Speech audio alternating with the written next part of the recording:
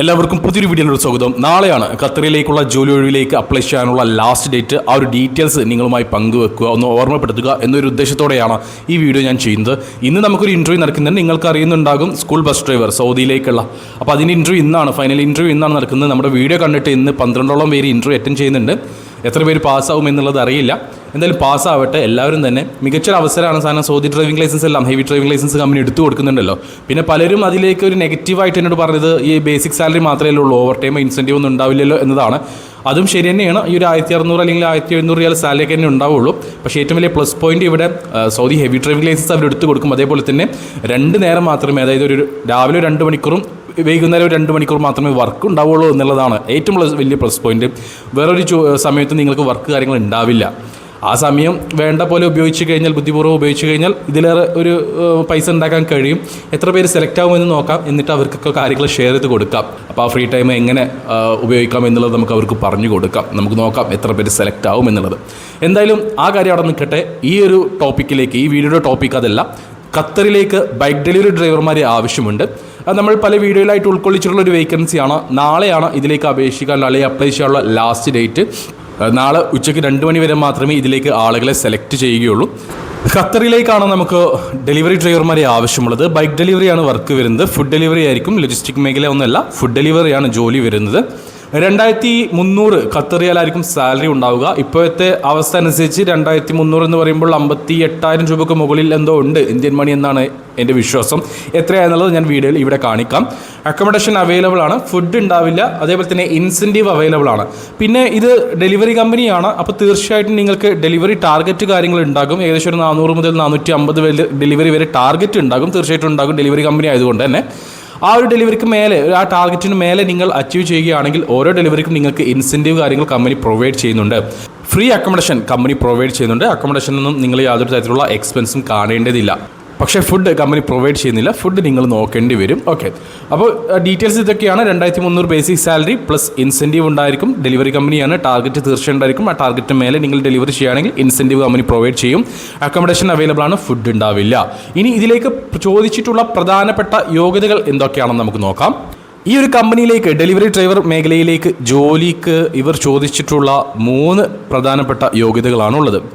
ഒന്നാമത്തെ കാര്യം, 23നും 45നും ഇടയിൽ പ്രായമുള്ള പുരുഷന്മാരെ മാത്രമേ ഈ ഒരു വേക്കൻസിയിലേക്ക് പരിഗണിക്കുകയുള്ളൂ. രണ്ടാമത്തെ കാര്യം, ക്രിസ്ത്യൻ മുസ്ലിം കാൻഡിഡേറ്റ്സിനെ മാത്രമേ ഈ ഒരു വേക്കൻസിയിലേക്ക് പരിഗണിക്കുകയുള്ളൂ. മൂന്നാമത്തെ കാര്യം, ഇവിടെ ചോദിച്ചിട്ടുള്ളത് നിങ്ങൾക്ക് ഏതെങ്കിലും GCC രാജ്യത്തെ, ഗൾഫ് രാജ്യത്തെ വാലിഡ് 2 വീലർ ഡ്രൈവിംഗ് ലൈസൻസ് ഉണ്ടായിരിക്കണം എന്നതാണ്. ഇന്ത്യൻ 2 വീലർ ഡ്രൈവിംഗ് ലൈസൻസ് ഉള്ളവരെ ഇവിടെ പരിഗണിക്കുന്നില്ല.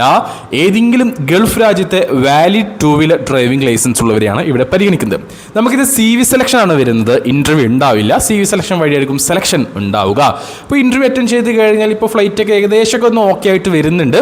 അപ്പോൾ നിങ്ങൾക്ക് എങ്ങനെ പോയാലും ഒരു 2 മാസത്തിനുള്ളിൽ CV സെലക്ഷൻ റിസൾട്ട് നമുക്ക് ഏകദേശം ഒരു 2 ആഴ്ചത്തോളം പിടിക്കും. 3 മുതൽ 2 ആഴ്ചത്തോളമാണ് ഇതിൻ്റെ റിസൾട്ട് കിട്ടാൻ പിടിക്കുക.